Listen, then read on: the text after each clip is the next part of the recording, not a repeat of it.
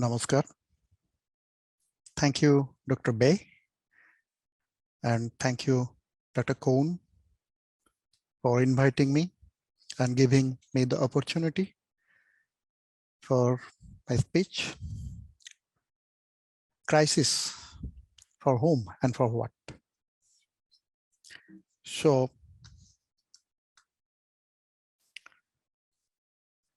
I must describe crisis at the beginning.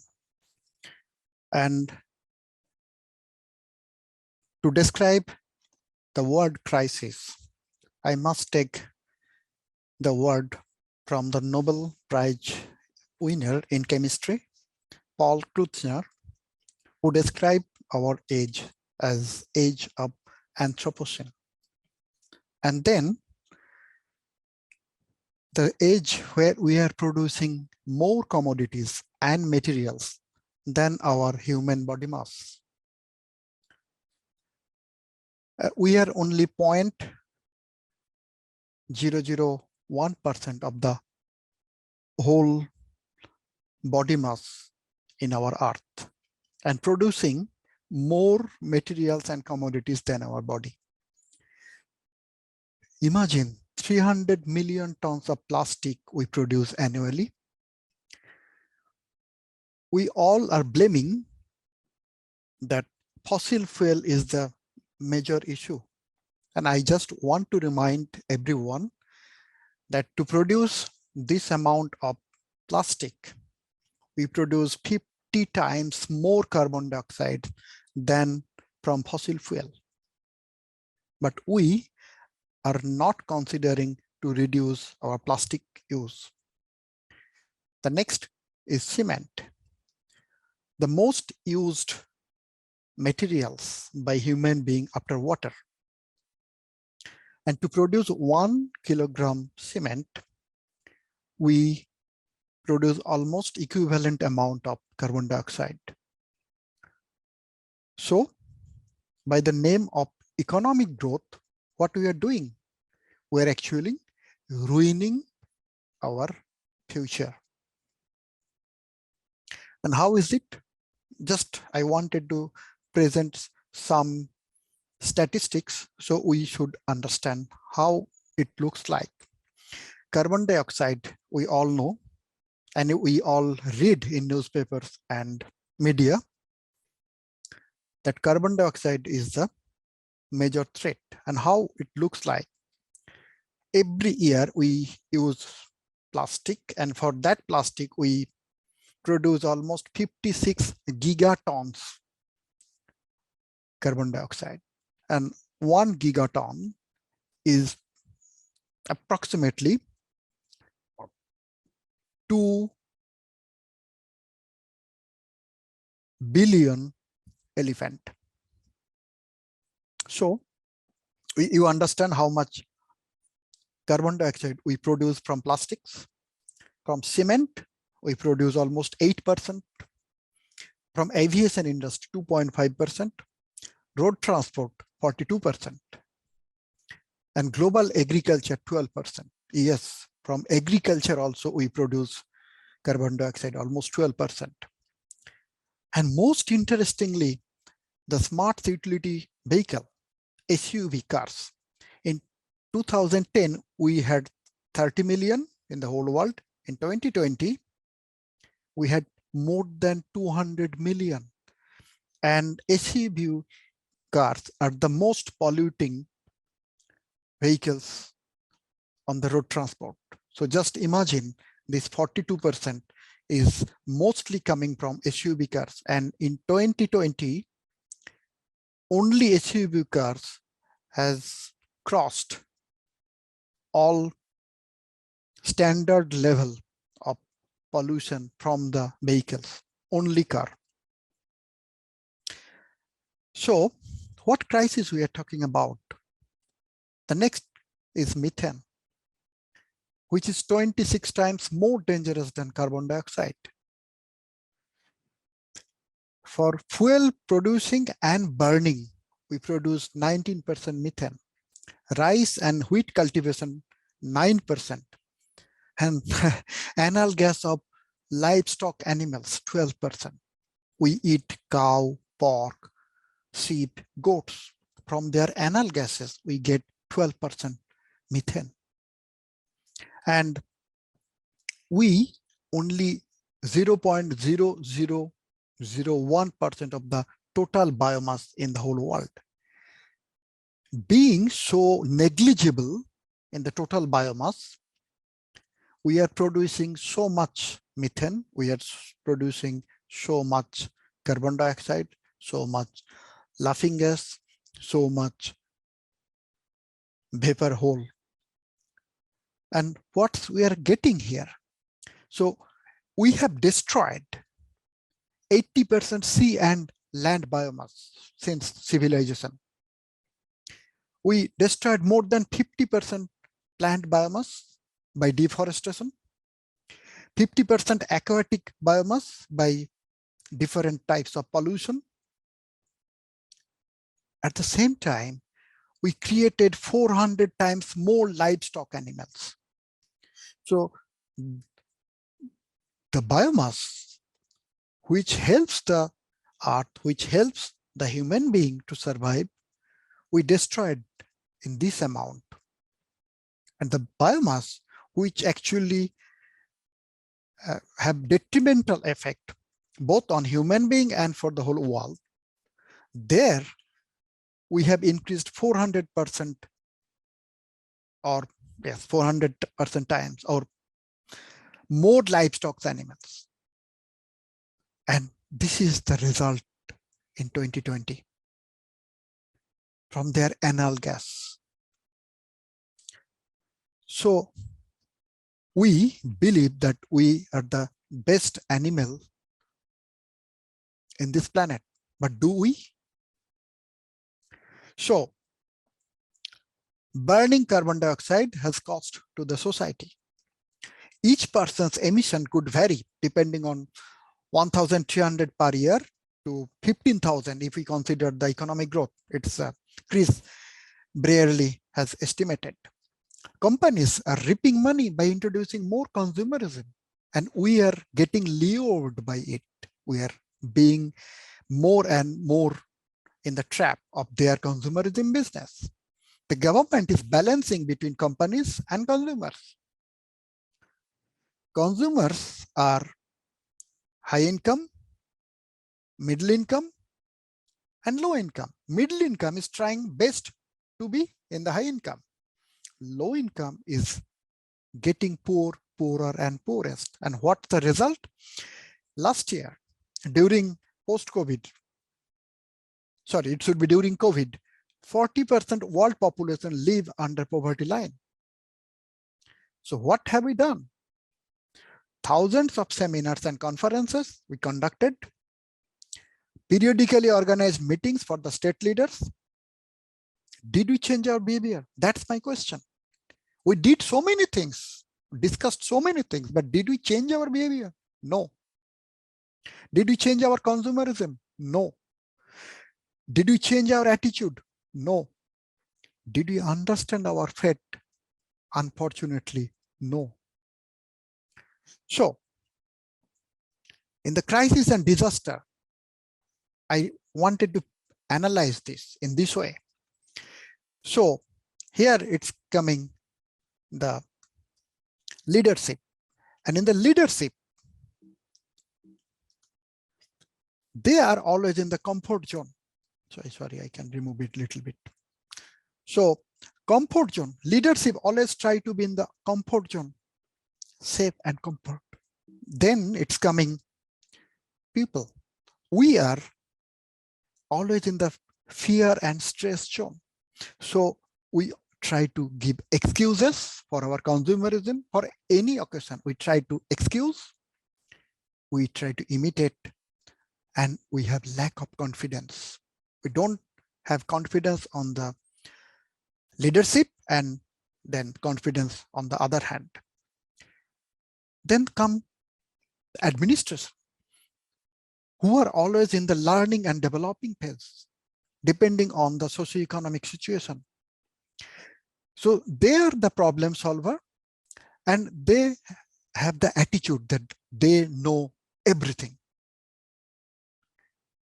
They have the balancing skills between the excuses and the excuses of the people and the comfort zone of the leadership. And with these three, who is running the world? The companies.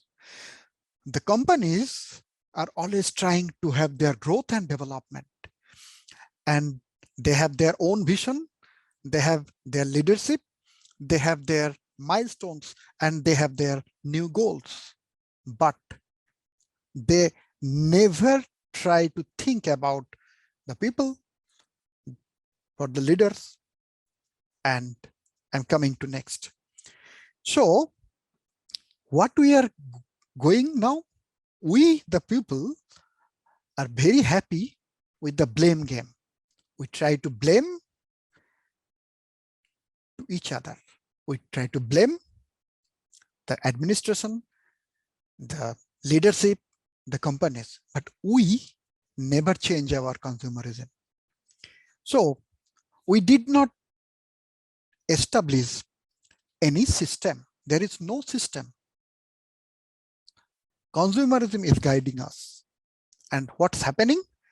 These four actually responsible for developing no system.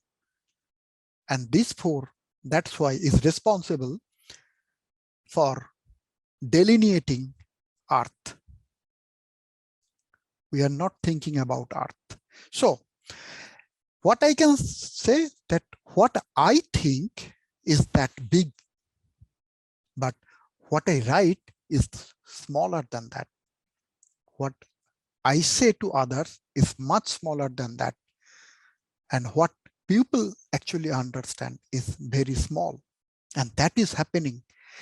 That is happening why there is a big gap between the knowledge transfer from the people to the policymakers to the researcher.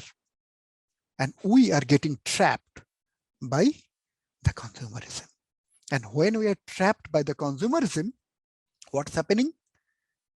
I raised the question today, for whom we are discussing and spending billions of dollars for organizing the meetings, the conferences, and no one is getting the main theme that we need to reduce our consumerism. We need to change our attitude. And for what we do that? It's meaningless to spending this money for these conferences and for the seminars and meetings, because we are not connected to people. The people are not connected to us, and we are not connected to the leaders. Leaders are not connected to us. So when shall we, the people, should understand it? That's my question. Thank you very much. Namaskar.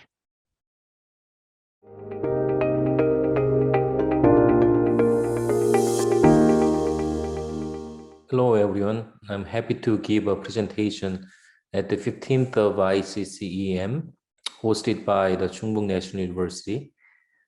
My topic is to evaluate the high needs law using the digital tachograph and try to answer the question about whether traffic injuries could be predictable by the modeling and spatial temporal understanding of the accidents along with the driving behaviors. And the traffic injury has been a global health issues from the statistics that the global burden of road traffic injury goes up by 65% for the past 20 years. And in terms of rank order of DALIs for the 10 leading causes of global disease burden, according to WHO in 2015. And the road traffic injury used to be ranked ninth, but that went up to third in 2020. So it has been a more serious issues in not only on the developing country and developed country. So these RTI burdens are proportionally distributed across only the countries, but also the different areas within the nations. So there is a global disparity as well as the domestic disparities across the different regions or different classes and different point in time. So although this risk have decreased in developed countries due to a lot of the improvements in the technologies and behaviors, all that, but still some areas suffer from a substantial burdens due to a lot of different regions, socioeconomics, environmental policy and behavioral factors, and supported by a lot of researchers. But although there are a lot of researchers reporting spatial patterns of RTI, but there's only a few reports available right now on predicting the actual risk based on the known patterns of the certain behaviors or certain different characteristics. The highest RTI burdens among OECD countries are found in South Korea, although South Korea has been pretty good in the other road system policies and policings and in many different things. So in this research, we're trying to test whether the Heine law, which has been pretty widely accepted as the injury theory among the industrial accidents, but to be applied to the low traffic incidents as well. So Heine back in 1931 actually proposed a law indicating for every accident that cause a major injury, there are 29 accidents that cause a minor injuries and about 300 accidents that cause no injuries, but basically near misses. So this work is based on the theory of the behavior-based safety, meaning that basically behavior could be used as a precursor for estimating a future risk of the actual injuries in the work site. But we are interested in looking into the question about whether this can be applied to a traffic instance as well. So data is important to answer to these questions. So luckily, we have some IoT-based data, monitoring the vehicle trajectories like the black box of an aircraft.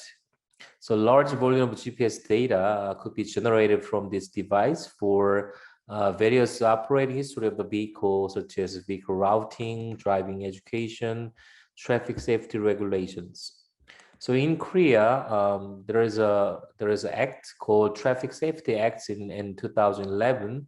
This device has been mandatorily pre-installed on most commercial vehicles such as taxi and commercial trucks.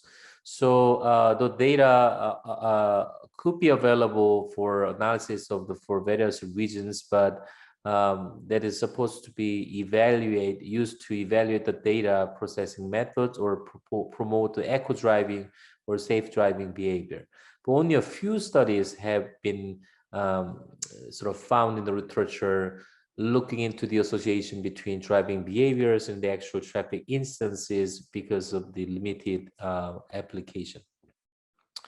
So the team obtained in over 4 million DTG sensing records from 1,500 commercial taxis and collected in the city boundary of Seoul between the January 1st and December 31st of 2013, and combined with the 57,000 traffic accident cases during the same year.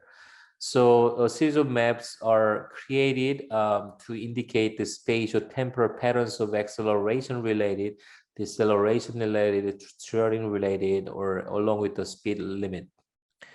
So Heinle's law could be tested whether there is a similar ratio between abnormal driving behaviors with this different types of injuries, such as death-involved injuries, or severe injuries, or light injuries. So first result, and you see that the spatial patterns of the major instance involving some serious death or severe injury, or just minor instances, along with the DTG generated abnormal driving sensing records. So it's a little difficult to see the association between these two or these three patterns, but clearly you see that the most of the major and minor instances have a similar patterns with the abnormal driving behavior from the DTG sensing records. And then also looking at the association between number of DTGs on a certain grid, along with the number of accidents in severe death and light. And then all three types of injuries are positively related with the driving, number of the driving behaviors on the same region, but the slope is highest for that.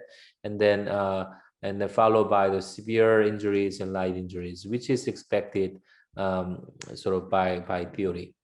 And lastly, the Heinrich laws in 1 to 28 to 300, that type of the ratio are somewhat similar to the driving behavior along with the road traffic injuries, but there's a slight differences across different road type. So for example, for crossroad, the ratio between major, minor, along with the abnormal driving is 1 to 11 and 12.62. And then for subway station, the areas, then there are more abnormal driving behaviors on the match to the one major instance. But for school zone, there's only 1,042 abnormal driving. So at least in this ratio, we kind of have a sense that there are the less number of abnormal drivings are sort of associated with the same number of major instances, and which give us some kind of implication about how to make some prediction or have some kind of warning alert for driving behavior education or driving the road traffic, the policies or implementation, and so on. In summary, series of maps are created and compared with those for accidents, illustrating interesting spatial and spatial temporal patterns between them. And then statistical methods could be applied to the 1 kilometer by 1 kilometer grid, and showing some bivariate association between DTG ratio and number of instances. So all these findings are suggesting a potential for enhancing urban safety by proactively monitoring and controlling abnormal driving patterns. So Heinrich law has been widely accepted in worksite injuries, but could show some potential even in road traffic injury research and practices as well. Thank you so much for listening.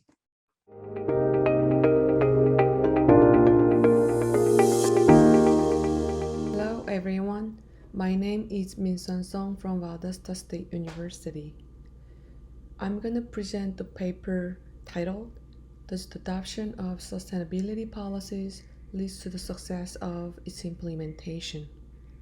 When I jump into this topic, what I want to focus on was the distinction between policy adoption and implementation. Under the climate change issues and sustainable development has been centered on the discussion of environmentalism and the relevant policies. Also, it's really important issue to meet with the needs of our current generation, but also it affects our next generations as well. Although those kind of the importance of a sustainability policy implementation has been stressed. The adoption of the policies by local government has been still limited, especially according to ICMA report. The rate of the planning adoption is still minimal, like less than 50%. It's really surprising, isn't it? And so what kind of the element and factors can affect of like facilitating those sustainability policy adoption? Beyond that, policy adoption does not really naturally lead to a successful implementation as well.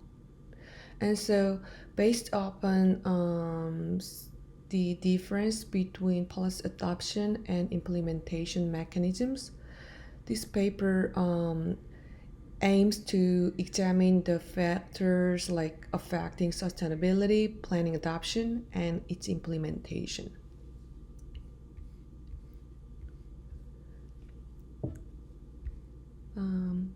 In order to examining those factors impacting on the sustainability policy adoption and its implementation, this paper uses like some PA theories such as learning theory, institutional isomorphism, which is introduced by DiMaggio Powell, and civic participations.